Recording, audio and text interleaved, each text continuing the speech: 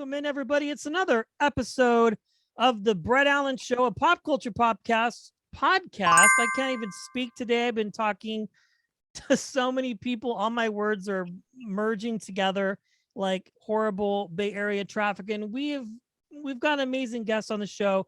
We talk to your favorite actors and celebrities from film and television, music, Broadway, and more. And today I'm already having fun. We've been talking for a few minutes. We're chatting with Maddie Poppe.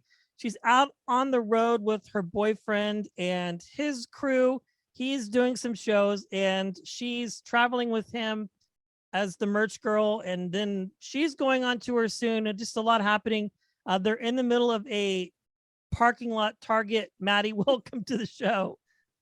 Hi, it's so good to be with you. Thanks for having me. Yes, well, thank you for taking the time to hang out with us and to just have a fun, easy conversation here. So, you're obviously out on the road with your boyfriend, who is a musician, singer, all of that. So, now, how do you find time for yourself? Are you working on music and things? Because you have a tour coming up next month. So, are you driving along and working while he's working? I mean, I can imagine it's just like a Partridge Family moment with all of these musicians piled into the vehicle. Yeah, so right now I am spending about a month in Nashville, and I've been writing almost every day with people, and I've got some really exciting songs that have come out of some of these sessions, and I'm so excited. And my plan is to drop this at the beginning of next year. But I'm independent now, so it's like I have to make all those decisions for myself, and I just need to be confident with it, and like go forward with it, and not hesitate, not have questions. So but yes, I'm working on new music, and I'm really excited about it. It's a kind of a new vibe, a new side of me that I've not really shown much of, and it's the old Maddie. It's not really channeled in on this new stuff. Interesting. So I know there's probably not much you can tell us, but are we like going grunge, pop punk? I mean, or just different? Like you're exploring your musical freedom, it sounds like, because that's the vibe I'm getting. Yeah, and I mean, to be honest with you, I always thought like, oh, I like singer-songwriter. I like Americana, folk, blues, bluesy kind of stuff. And when I would write those songs, I would never like love them. I wasn't ever like, oh, this is me. I love this. Like I, you know, this is my thing.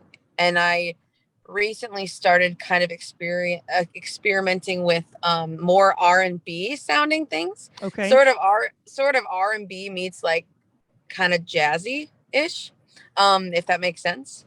But yeah, so I've been doing a lot with that, and I still love like playing acoustic, still love playing, just me and my guitar, but it's a different style, and it's these songs that are coming out of these sessions feel like me, and feel like this is something I'm so proud of, and this is something I can like stand behind and say, yes, this is 100% me. So that's kind of I don't want to say the first time, but it feels like one of the first times I've really felt that strongly about my music, which I don't know, is sounds kind of bad, because I loved my album Whirlwind. Like I loved making that, and a lot of those songs are really special to me. But I don't know. This is just like a cooler.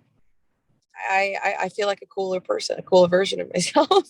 Well, it has to be satisfying as a musician because, I mean, obviously, art and music and all of those things are clearly subjective, right? Like it's up to the receiver to receive or interpret whatever that might be, whether it's music, film, comedy, it doesn't matter. You know what I'm saying? So, Mm-hmm. musically, perhaps maybe you've felt obligated in some sort of subconscious way to do things a certain way, but now maybe the independent side of things is giving you that juice or that freedom to kind of explore a little bit and do something different. So maybe like a little early Nora Jones kind of vibes before she went a little commercial, or I don't know. I'm excited to hear what it is. When you go out Yeah. on tour in November, are you going to be doing some of that music, or is it mostly going to just be Christmassy type things, which You any of know, it would be great? yeah, I really, it's kind of like Corinne Bailey Rae. Okay. Okay. feeling. And I really wanted to like perform some of these songs on my tour, but to do that I'd have to rush the release, and I want to make sure that it's done correctly. I don't want to rush anything. I want to make sure I've got the right, you know, people with me, and everybody's on the same page. And so I just want to make sure that I do it right, because these songs are really special to me, and I'm really excited to show people these, but I don't want it to be rushed. So I'll just be doing old stuff and Christmas stuff and new Christmas stuff. But yeah, that's my plan. Yeah, I think it's very exciting. You're going all over the place. It seems like to perform. You have a lot of shows booked. And obviously, this last year has been crazy for everybody.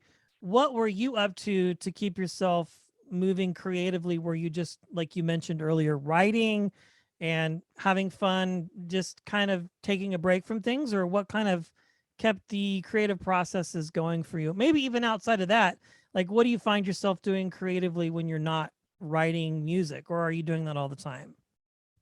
I am not writing music as much as I should. I will admit that. I There are people who can write every day, but I like love to dig into other things so much. Like I love to I make a lot of my own merch, and I do all my own merch. So like I love experimenting with that kind of stuff. And I also love interior design so much. I recently like renovated my house. I bought it, and it was like was like full of mice, and Oh was like no. had shag carpet, and like the entire thing had to be pulled apart. So we ripped it all down to the bones, and built it back up. And I've had so much fun like picking out, just dumb stuff like backsplashes and paint colors and decor and stuff. So that is something that I love to do. But I find myself like, and I get into those projects. Like I built my fireplace. Um, Wow. yeah, so I've gotten really into like the handyman kind of stuff. Like I also built like the railing around my staircase and stuff. So I've gotten into that stuff a little too much, where I'm like, I like doing that because I love it, and I love learning about it, and I feel accomplished when I get it done. But I'm like, okay, no, you need to get, like, my entire year of 2020 was just doing that stuff. And then I was like, no, you have to get back into music. You have to like, so it took me a while. It was just, to be honest with you, um, in 2020, sorry, I'm kind of going on a tangent here. That's okay. But in 2020, in May, I got dropped from my record label. And that really kind of shook me. Like, I had this whole plan, had this whole EP ready to release, and everything seemed to be going great. And it hit me out of nowhere. And I didn't see it coming. And then it kind of shook me for a while. I was like, really just felt, at first I was like, oh, that's okay. I'm going to be fine. I'm going to do this all. I got a plan. And then I started like digging deeper into that and was like, this is a lot more than I thought it was going to be. Obviously, like, I didn't get picked back up right away. And that's something that I'm still working on. But I think that was a big part of 2020, was just like, when that happened and then COVID happened, seemed like nobody was doing songwriting. Nobody was doing sessions. Nobody was out playing anywhere. So I was like, well, I guess I'll buy a house and renovate it. And so I did that. And now that things are back to normal, I'm like, okay, got to get back up on your feet again. But yeah, it definitely took me for a ride there for a little bit. Yeah, I think last year just sucked, to be honest, for everybody. I lost my job, and it's crazy, but you seem in great spirits and things have picked up and you're getting ready to go on a big tour. You've got more music coming next year. You have this fun Christmas tour. So really, it's great because you can just end the year with the bang, so to speak, and just have fun. You're touring with your boyfriend. I mean, it just, I find what I said earlier to you, what I said is I find what you do fascinating, period, because you go on a show like American Idol, right? And you've already been performing forever. You get on there, you get this platform, and you're going through like this machine of just going. And then, I mentioned to you, I spoke to Grace Kinsler, and she's like, now the challenge that I have is just continuing to stay relevant after this thing because next year there's a new American Idol or there's The Voice or the Sing Off. I mean, a Sing Off, that's an old, that's not even on anymore. Nick Cliche. We just talked to Nick the other day and we were talking about the Sing Off. And he's like, oh, you're gonna make me talk about this thing. I was like, yep, sorry, we're gonna talk about the Sing Off. But you know what I mean, like there's just always something.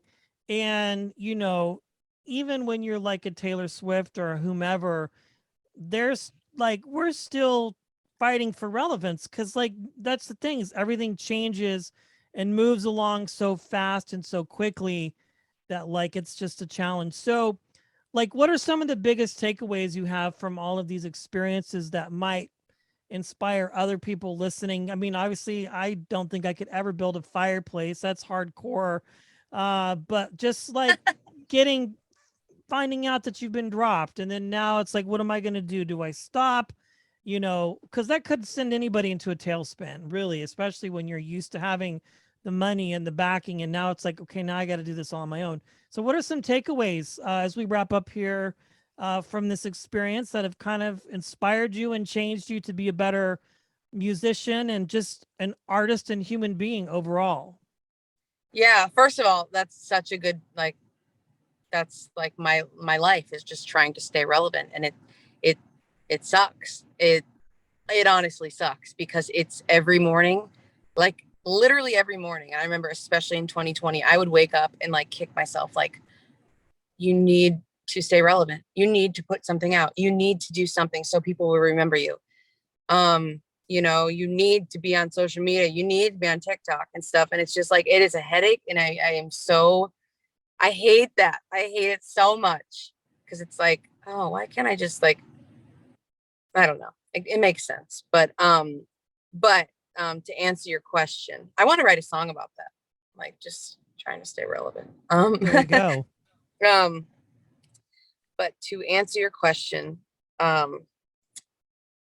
I think something that I took away from this is Caleb has been so like just my rock through all of this. And I mean, we've been through everything together, and he said to me, you don't need to worry about like being number one or like being at the top and staying at the top. Like, I'm sure there's people who put music out and they aren't even passionate about it and they just do it because they have to stay at the top. Yeah. And Caleb said, you just need to like put stuff out that you're proud of. Like if you died tomorrow, would you be happy with what you've released? Would you be proud of all this? Are you proud of your stuff? And I was like, you know what? That's so true because I know artists that haven't put out music in years, but I love their artistry so much that like I'd go to a show in a heartbeat for them. I'd buy their new stuff in a heartbeat. But there's other people who are like relevant as ever, but like you can tell it's just not like authentic. If that makes sense. It does, yeah. And just sometimes you can see through that. And I was like, you know what, you're right. I don't want to just be like another person in this music industry. I want to like be something special and unique and something that I'm proud of, I guess. And I don't know, he really puts stuff in perspective. I don't know if that makes sense to you. It does 100%. Yeah. I mean, I even struggle with that, even doing this, like, talking to people all the time, trying to get the next interview and get the scoop on something or beat somebody to the punch. Although we're in the same boat, it's very competitive. You know what I'm saying? So I get it. And it's like looking at numbers, and we're recently started trying to build a YouTube channel. So now there's that. I mean, the podcast is doing amazingly well and it's on autopilot but now I'm trying to build another piece of the brand. So I totally understand. And people will tell you what they think very quickly. And it's crazy that we give people that much control over our content, but that's what It's we so do. it's so true. And you're so right, like about the numbers. It is life, like in this industry, in your industry, in my industry, in the entertainment industry. Can you still see me? I can. You're good. Sorry, something happened.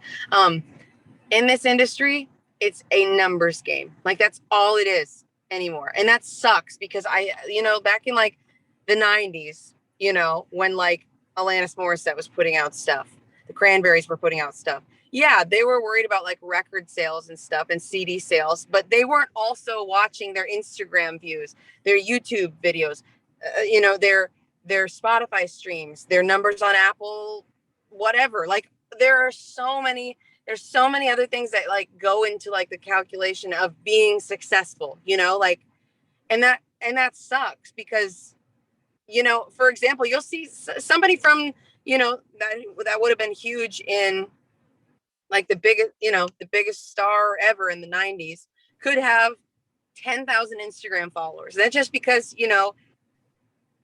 and there's somebody who's maybe not as successful as them, but they have bigger numbers. I don't know. It all gets in our heads so much. And I hate that I allow that to happen, but I think everyone allows those numbers to get in their heads because that's what people base success off of. And that's what success is nowadays. And I don't know. It's very tiring. And sometimes I refuse to like be a part of some of those things, like, TikTok views and the all the streaming stuff, and I get so tired of it. I just am like, I didn't sign up to be an influencer. I auditioned for a show to be a musician, and that's what I want to be. I want to play music. And unfortunately, like in today's world, you have to be an influencer too. You have to be everything else too. You can't just sing, and that sucks, to be honest. Yeah, I get it. I hear that all the time. Well, I tell you, I think you're doing an amazing job. Love your music. Have it on here in the house all the time. My son and I Thank are you. fans. And I don't see you're coming to the Bay Area, but maybe one of these days you might. I know you're coming to LA, but it's awesome. It's great that you have found the freedom and the peace through the fire to get through all of this and to just I think you that what you're doing defines success to me. I mean, although there's the money and all the other things that are the trimmings, but really, I think a true measure of success is that you're just enjoying yourself and having fun. And of course, everything else is a byproduct. And it's amazing. I will let you get back to the crew. We have been chatting with Maddie Poppe. Please share this episode with a friend. Let somebody know about it. It's easy to do and it's free. You can absolutely do it with the device you're holding in your hands. Unless it's an Android, it might be a little bit more difficult to share it. I say that all the time. Someone's going to come after me one of these days, but also please head over to Apple Podcast and leave us a kind rating and review. Maddie Poppe, thanks for joining me today. I appreciate it. Yeah, Brett, thank you so much for having me. It's so nice to talk to you. And yeah, let's do it again soon. This is fun. Absolutely.